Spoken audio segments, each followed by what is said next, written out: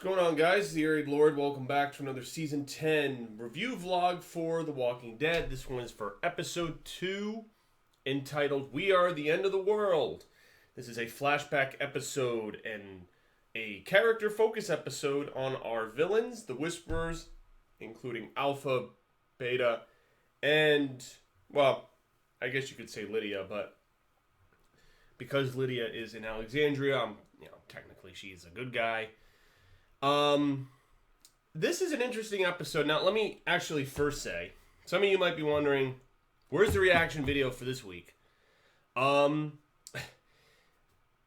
computer, when I recorded it, I accidentally recorded the audio for it, which means that it was super pronounced in the video, meaning that the show audio was loud. You can still hear my voice, but I know that based on the way I recorded it, YouTube is going to have a problem with it.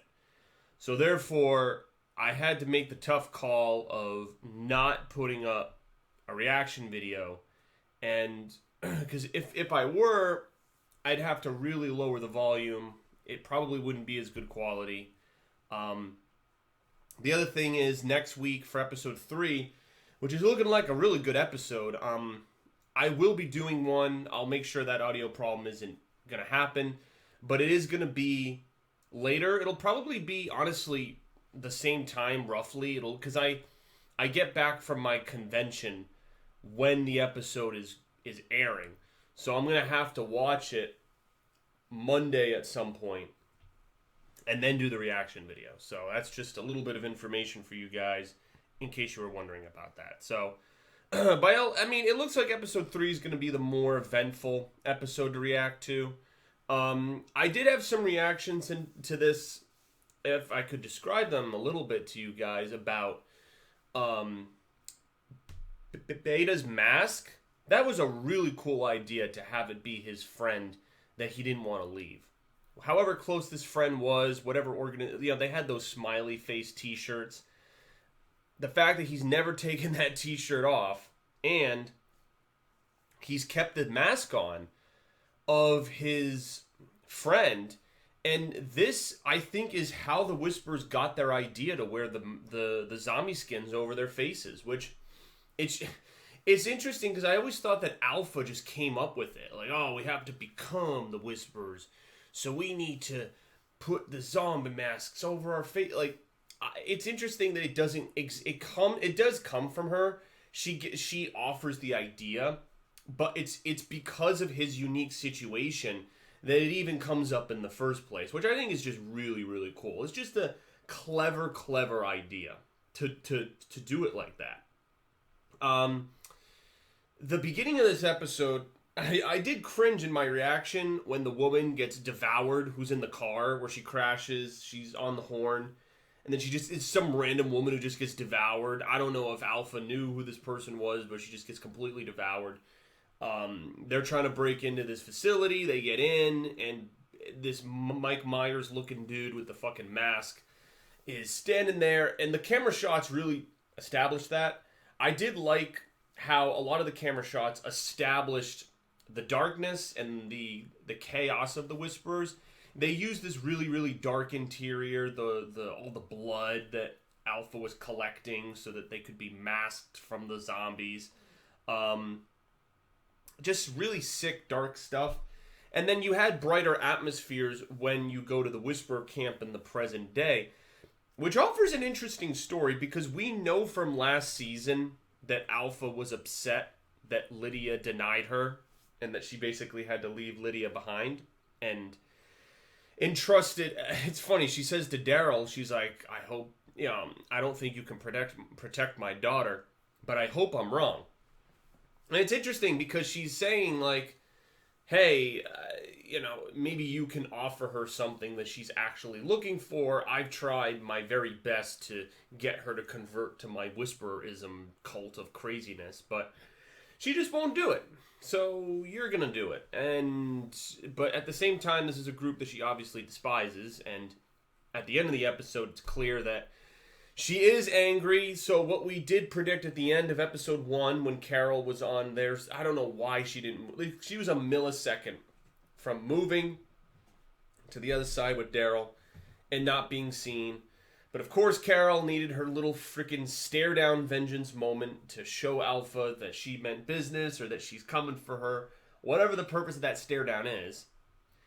It was done so that Alpha could be pissed off, and going into episode 3, she's going to exact some sort of punishment for them being on her side of the border. I don't know what that punishment's going to be, but it's going to be a punishment. And again, this is not how it's done in the comic books. It's actually Negan who was the first person to break the Whisperer border, and he feigns total ignorance when they call him out on it. He basically goes in as like a virus. They don't know he's part of the group of survivors. He gains Alpha's trust and then kills her when he gets that trust. But it felt rushed, and killing Alpha, like, they didn't do enough with her. And I definitely think, like, because everything that happened in this episode was not in the comics. What I see going on in episode 3, because this is a new plot line, like, they really use the borders as a plot point. The borders were never really used in that way in the comic book. They were only ever established with the heads on pikes, and then Negan goes to the border and then walks across the border. So they never had this standoffish area that Alpha enforces. And seeing it in this next episode, where they're at this divide, almost like East and West Germany, North and South Korea, some real world examples that give you a sense of division, especially North and South Korea. I mean, if we're talking 2019, you're talking a total dictatorship compared to free democracy. The president being a close ally of the United States, and it's just interesting how those different ideologies between something like South and North Korea, you compare the Whisperers to the communities, and how the communities are trying to live like civilization with learning and everything, and trying to be civilized, and the Whisperers are regressing in the opposite direction. So very similar. And again, like, the comics didn't take advantage of expanding upon the Whisper storyline in that. So I think I appreciate, like, I have this recognition of the storyline and an appreciation of the storyline of how they're handling it. And so I need to praise the show on that account. And getting back to the episode, as the episode went on, you had the new character Gamma, and Gamma's sister is actually the woman who left the baby behind at the hilltop back last season. And they use that plot point because it's affecting her, and she starts, whenever the sun shines on her face, she just starts hyperventilating, freaking out. No one is happy about it. And then Alpha, instead of Alpha killing her, Alpha shows her mercy, ironically enough, as two moms that had to leave their kids in two totally different situations. Now, it's funny because when Alpha was at the fair last season, there was that shot right before she starts talking to Ezekiel. She sees Tammy and Earl with the baby.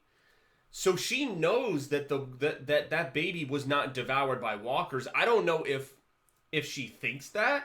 I don't know if she saw Connie rescue it, but Alpha definitely knows that the baby's alive. So, I mean, maybe she's just being a bitch, trying to control her by not revealing that information, because maybe she'd want to join the hilltop.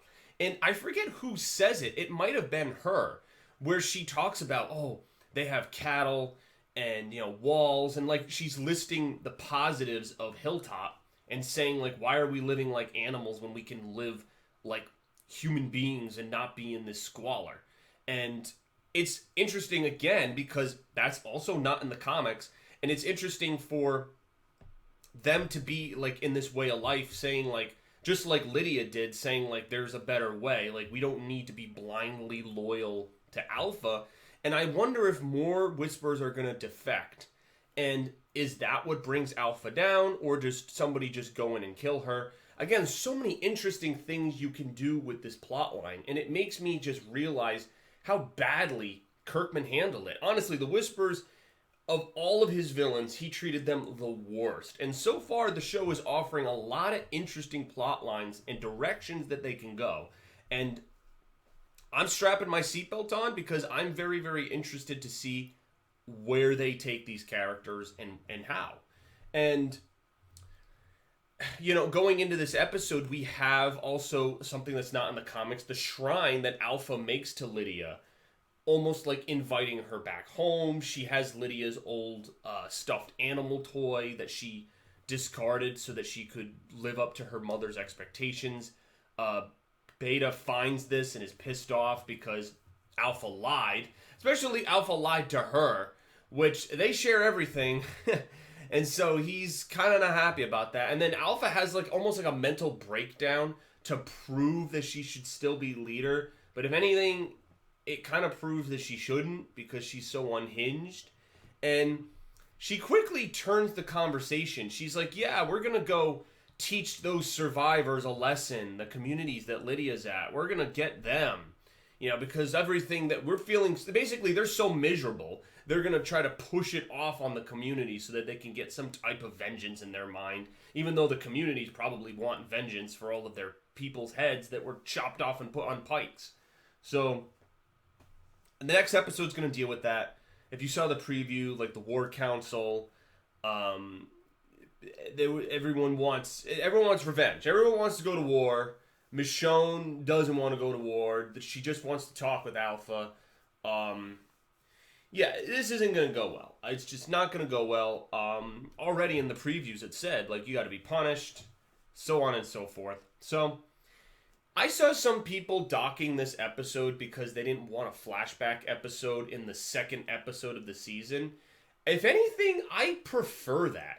Because if it's later in the season, like episode 5 or 6, it kills the flow of the episode. Because you start getting into, like, think of like season 6, where you had episode 1, 2, 3, you had action, the wolves attacking, Rick trying to divert the herd, the Glenn dumpster thing, and then all of a sudden there's a random flashback episode with Morgan, how he learned to use his staff, met Eastman, this hour and a half long episode that completely jumps away from all of the action. It's like, oh, here's a freaking flashback episode with Morgan.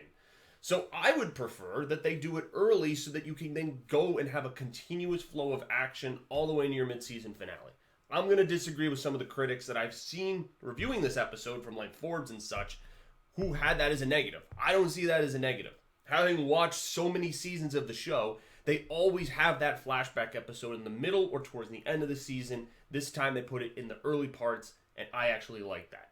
I thought that it was necessary because, again, we've been away from the show for a bit. We've been away from these characters for a bit. And it's good to get into their mentality of the Whispers. Like, what are they feeling? What do they want? So now when they're in the big moments and they're threatening our characters and they're getting into conflicts and scuffles, we'll know that there's this history as to why they do it. And so now we have the context instead of just wondering. So, I liked the dark character focus of this episode. I really did. I was shocked when Gamma's sister jumped on top of Alpha and tried to kill her. Like, I was like, there's no way they're going to kill Alpha. But it was just kind of like a really tense scene. Like, it was like, holy crap. Like, it's just like a bold directorial decision to do for your show, to be like, oh, the main villain just might die from one of her own, and this kind, it's just really bold, and I just kind of preferred it. So it was interesting, but yeah, moving forward in the rest of the show, if you guys have any kind of questions or comments or stuff, you know, we'll be going forward with the rest of the episodes. So yeah, just let me know, and comment, rate, and subscribe, and I won't have a reaction for episode 3, but I will be going forward with, episode 3's reaction will be on Monday. Let me preface that, or review that for you guys. So, yeah, I mean, 9.5 for me for this episode. Really liked it, and I hope the Whisper stuff continues with the rest of the episodes, and I'm glad they had this in the beginning as opposed to the end. So, alright guys, thank you very much. Peace out. See you later.